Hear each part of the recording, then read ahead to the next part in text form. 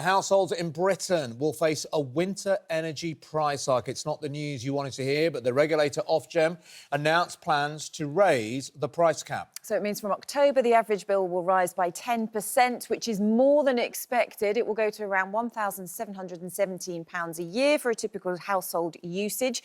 In a moment, Martin Lewis will be here to tell us how it will all affect us. But first, we're going to speak to the CEO of Ofgem, Jonathan Brearley. Good morning to you. Thank you for speaking to us this morning. I mean, let's face it, this couldn't have come at a worse time, could it? You know, times are already difficult for people struggling to afford their bills. Now, the news that energy bills are going to be going up by 10%. And this is on top of the news, isn't it, that 10 million pensioners are going to be losing their winter fuel allowance. Why such an increase? How can it be justified?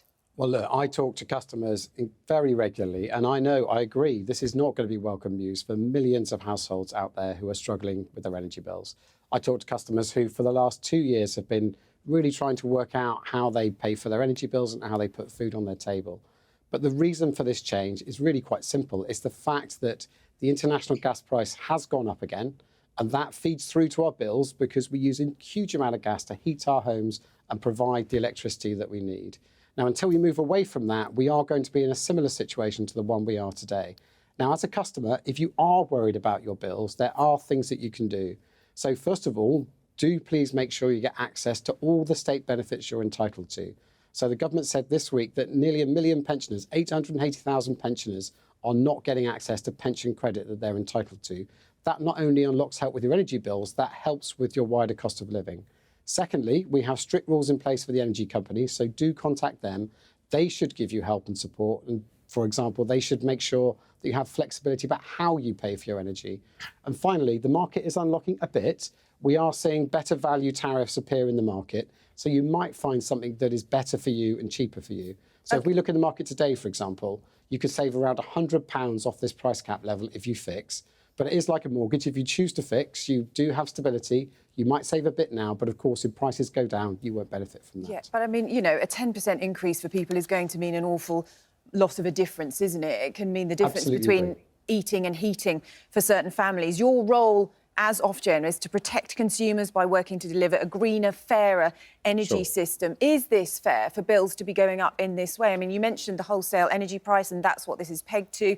We just had a look at Ofgem's website just to see how the figures were changing. The electricity wholesale price back at the end of May, compare it to how it is now. There's a 4% decrease in that. Looking at the gas price from the end of May compared to what it is now, a 2% decrease. These prices seem to be going down. So why the big increase in people's bills?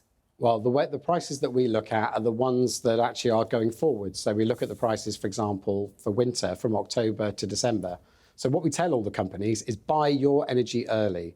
Don't leave yourself to the vagaries of the market. Otherwise, you end up in the situation we were in 2021. Now, when you look at those prices, it's those prices that have increased compared to where they were, and it's those prices that are going up that are driving the increases that we see here. Look, as a regulator, we absolutely bear down on costs. Every time there is any judgment we can make, any time we have to make a decision around where the price goes, we always take the side of customers. But where there are fair costs, if we don't reflect those fair costs, then we end up in a situation where companies can't afford to pay their bills. And we saw what happened in 2021. That ends up with more cost and more disruption for customers. Well, Jonathan Brearley, a lot of our viewers at home will say it doesn't feel like you're taking the side of customers. Someone on email here, anonymous, says, why are the prices going up? It sounds like another con from Ofgem and the big companies to make more money. Paul, whose side is Ofcom on? Surely the power companies have made more than enough profits. Tammy says Ofgem are clearly in the pockets of the energy companies. Let me just throw some figures at you, because this is what people are saying at home. Scottish Power's profits in 2023, 576 million. EDF's profits went from 730 million to 2 billion in the first half of 2023.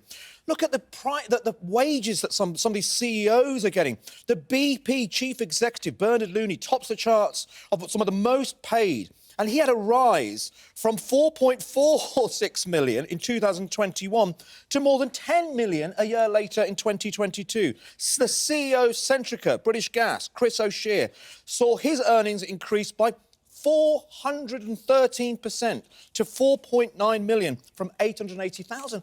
These are astronomical figures. Why do they have to make so much money? And the CEOs earn millions, money they're never even going to be able to spend in their entire lifetimes, yet people at home won't be able to heat their homes this winter. So I talk to many people who say that to me, and I appreciate why people are so angry when they see large profits in the energy system as a whole. Now, there's kind of two parts to this system. There's the people that dig up the gas and sell the gas. So Bernard Looney and BP, for example, that's where BP's money comes from. That's not a part of the sector that Ofgem regulates, and that's why the government said they want to introduce a windfall tax to claw back some of those profits.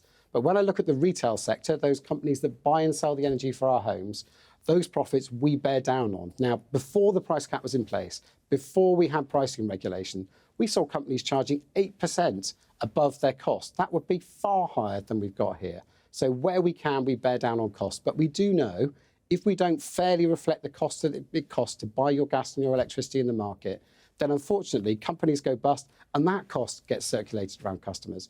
We went there in 2021, we saw what happened. We don't want to go back to that. So it is a balance. But look, the reason why we are all paying these high costs is really simple.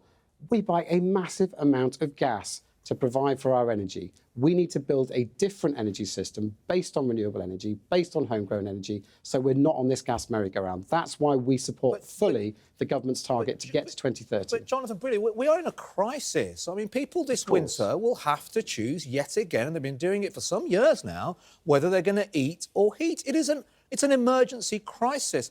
It seems to me, a lot of people think that Ofgem is no longer fit for purpose.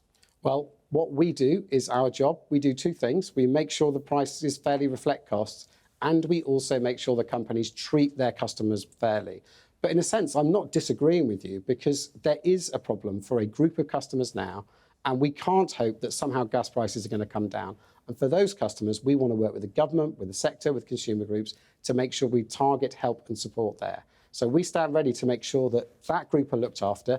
There's things the regulator can do, but quite frankly, there's things others will need to do to make sure that's the case. Well, listen, one thing you could do, we're going to be speaking to Martin Lewis shortly, and he's been campaigning on this, is take action over standing charges, because these standing charges mean even when people are trying to cut their usage, there is a certain amount they have to pay every day, some 90 pence, I think it is, which adds up to £334 over the year. How fair is this? Why can't you take action on the standing charges to make sure that those people who are really trying to bring their usage down because they can't afford to pay their bills don't have to pay as much?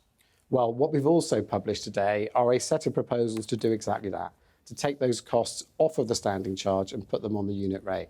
But here's the problem. There are a group of customers who are on a low income who are really dependent on energy. So we have families with disabled children. We have people who just have electrical heating in their home, whose bills are already very high. If we make that change, we make them significantly worse off. So my perspective is really simple. We don't want to have any unintended consequences.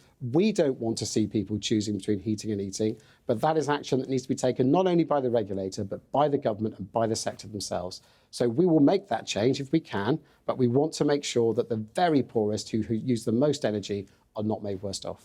OK, Jonathan Brearley there, CEO of Ofgem. Thank you for joining us this morning. And as I say, we will be speaking to Martin Lewis shortly to get his thoughts on the breaking news